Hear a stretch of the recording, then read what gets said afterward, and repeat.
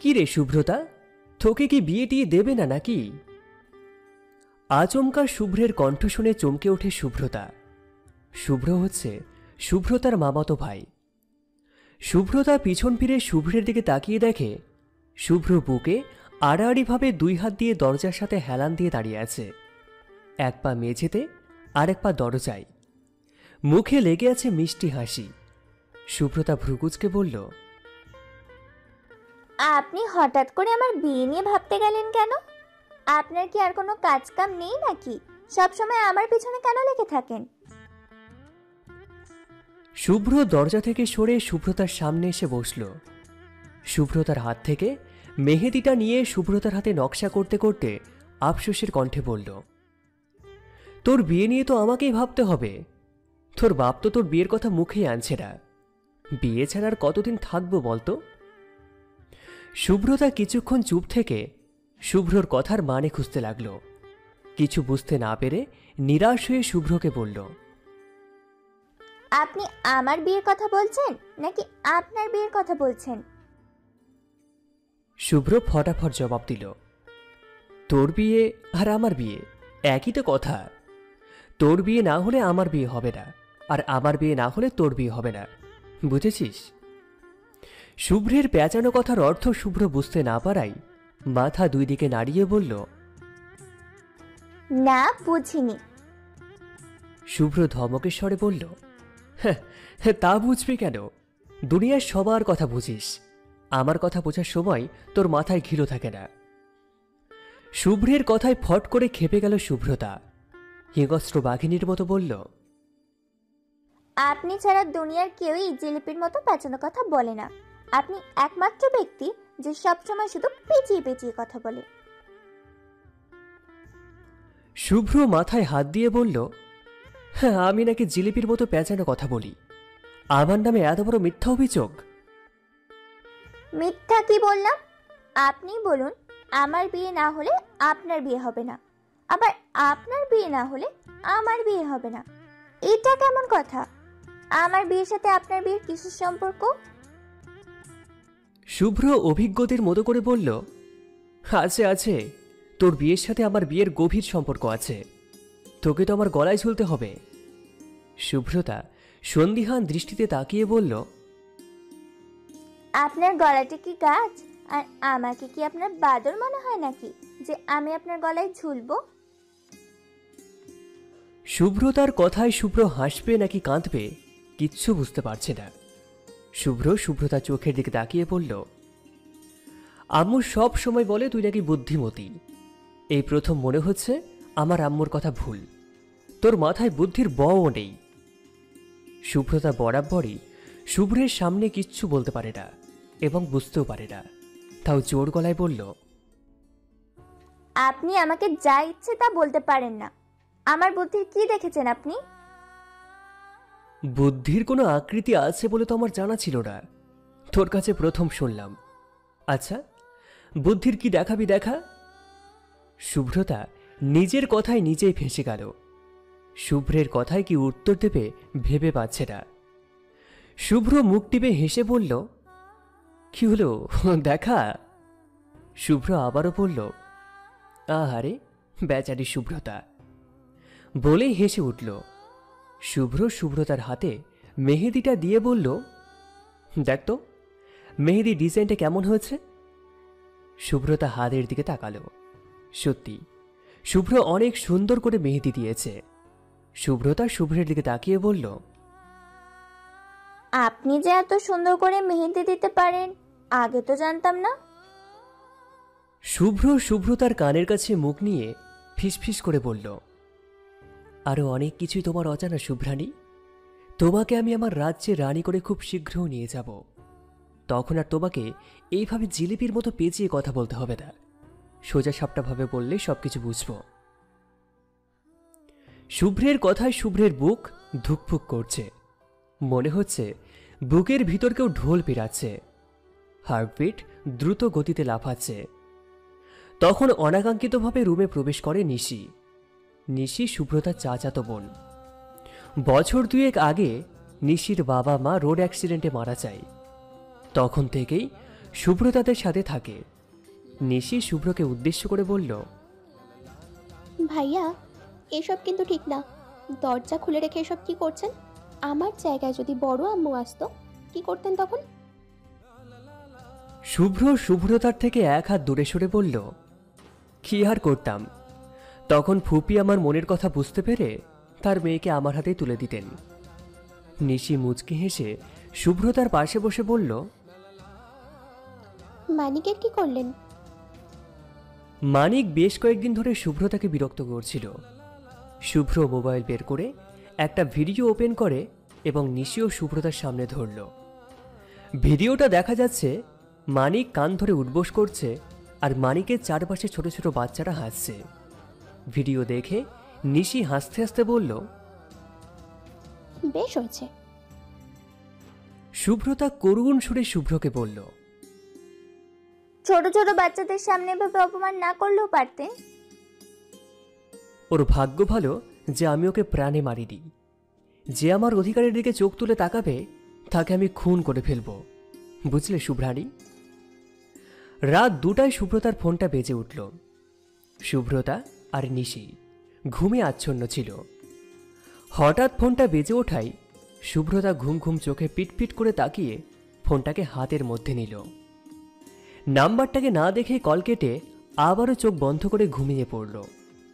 Minute 2 পর আবারও ফোনটা বেজে উঠল। নিশি বিরক্ত হয়ে শুভ্রতাকে বলল, শুভ্র ভাই নিজেও ঘুমাচ্ছে না আর আমাকেও ঘুমাতে দিচ্ছে না। আরে ভাই, প্রেম করবি তোরা, মাঝখান থেকে আমার মতো সিঙ্গেলদের মাঝরাতে ঘুম ভাঙানোর কোনো দরকার আছে? তুই যা তো এখান থেকে। নিশির মুখে শুভ্রের নাম শুনে শুভ্রতার ঘুমটা উড়ে গেল। মোবাইল হাতে নিয়ে দেখল সত্যি শুভ্রের নাম্বার থেকে 2টা কল এসেছে। শুভ্রতা কল ব্যাক না করে অবাক কণ্ঠে নিশিকে বলল, তুই না দেখে কিভাবে বুঝলি শুভ্র ভাই ফোন দিয়েছে? না বোঝার কি আছে? এই মাঝরাতে শুভ্র ভাই ছাড়া কে তোকে কল দিবে? এই জন্যই মিঙ্গেলদের সাথে ঘুমাতে নেই। সারা রাত ফোনটা কানে নিয়ে প্রেমালাপ করবে আর আমার মতো সিঙ্গেলদের ঘুমের ব্যাঘাত ঘটাবে। এখানে মিঙ্গেল কাকে দেখলি? তুই এত বকবক না করে শুভ্র ভাইকে কলটা কর, নয়তো দেখবি বেচারা শুভ্র ভাই এক্ষুনি বাসা নিচে এসে দাঁড়িয়ে থাকবে। নিশি কথাটা বলার সাথে সাথেই বারান্দায় কি যেন একটা শব্দ হলো। নিশি শুভ্রতার উদ্দেশ্যে বলল, মিলল তো আমার কথা। এখন বারান্দায় গিয়ে দেখ, নিচে দাঁড়িয়ে আছে ঠিক। এবার আমাকে একটু শান্তিতে ঘুমাতে দে মা। শুভ্রতা ফোনটা হাতে নিয়ে এলোমেলোভাবে হেঁটে বারান্দায় চলে গেল। বারান্দা দিয়ে নিচে তাকিয়ে দেখে শুভ্র দাঁড়িয়ে আছে। নিশি যেন জাদু বলে সব আগে থেকে জানত।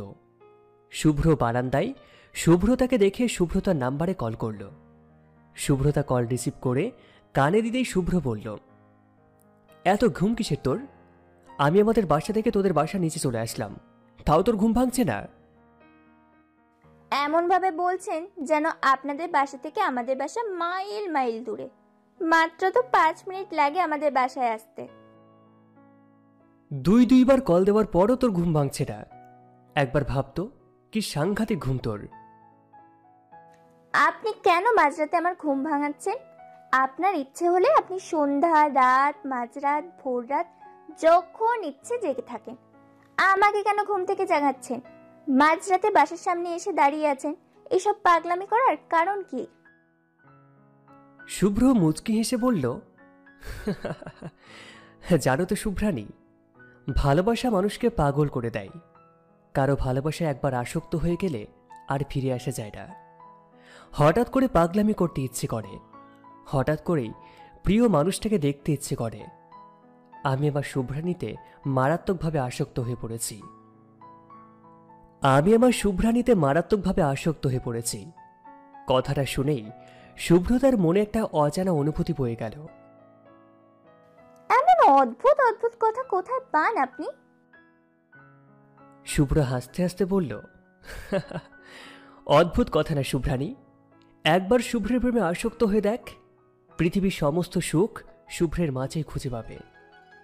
শুভ্রতা আনমনে বলল, আমার এত আসক্তির দরকার নেই, আপনি এখান থেকে যান তো। দাঁড়া, ফুপিকে ফোন দিয়ে বলছি তুই আমাকে বাসার সামনে থেকে তাড়িয়ে দিয়েছিস। সুব্রতা আতকে উঠে বলল, আপনি সত্যিই পাগল হয়েছেন? আম্মুকে এত রাতে ফোন দেবেন? পাগল হব কেন? আমার ফুপি কখনোই আমাকে তাড়িয়ে দেবে না, কিছু বলবেও না, উল্টে তোকেই কথা শোনাবে। সুব্রতা মুখ ভেঙচি কেটে বলল, তা তো করবেই। আম্মুর কাছে শুভ্র মানে হিরের টুকরো, সাধু পুরুষ। শুভ্র সুব্রতার কথায় হেসে উঠল। পরক্ষণেই গলার স্বর পাল্টে বলল, তুই এত রাত পর্যন্ত জেগে আছিস কেন? আমি তোকে কল দিলাম আর তুই ঘুম থেকে উঠে নাচতে নাচতে বারান্দায় চলে আসলি। তুই তো মহা ধরিবাজ মহিলা। বিস্ময়ে সুব্রতার মুখটা হা হয়ে গেল। অবাক কণ্ঠে বলল, আমি কি ইচ্ছে করে এসেছি নাকি? আপনার জন্যই তো বারান্দায় আসলাম। শুভ্র উল্টো দিকে হাঁটা ধরে বলল, দেখেছিস কত ধান্দাবাজ তুই?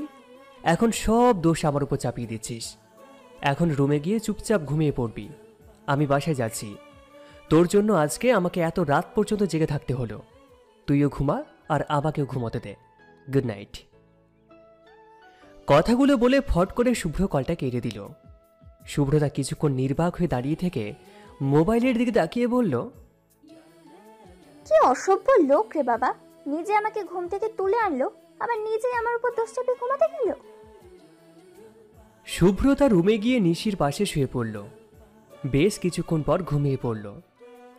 সকালে নিশি ঘুম থেকে উঠে নিচে গিয়ে দেখে শুভ্র সোফায় বসে মোবাইল টিপছে। নিশি শুভ্রের পাশে বসতেই শুভ্রতার আম্মু রাহেলা বেগম এসে শুভ্রের উদ্দেশ্যে বলল, দেখছিস বাবা, মেয়েটাকে এত করে বলি একটু সকাল সকাল ঘুম থেকে উঠতে, একবার যদি আমার কথা কানে নেয়। তোমার মেয়েকে বরং বিয়ে দিয়ে দাও, তাহলে দেখবে সব ঠিক হয়ে যাবে। রাহেলা কথাটা ঠিকমতো খেয়াল না করেই বলল, তাই করতে হবে। তারপর নিশির উদ্দেশ্যে বলল, নিশিমা, যা তো শুভ্রতাকে ঘুম থেকে তুলে নিয়ে আয়। শুভ্র কখন থেকে বসে আছে, তোদের ভার্সিটিতে নিয়ে যাবে। আচ্ছা বড় আম্মু। বলেই নিশি শুভ্রতাকে ডাকতে গেল। কিছুক্ষণ পর দুজন একসাথে ভার্সিটি যাওয়ার জন্য তৈরি হয়ে নিচে নামল। শুভ্রতা ডাইনিং টেবিলে শুভ্রকে ভেঙচি কেটে নাস্তা লাগালো।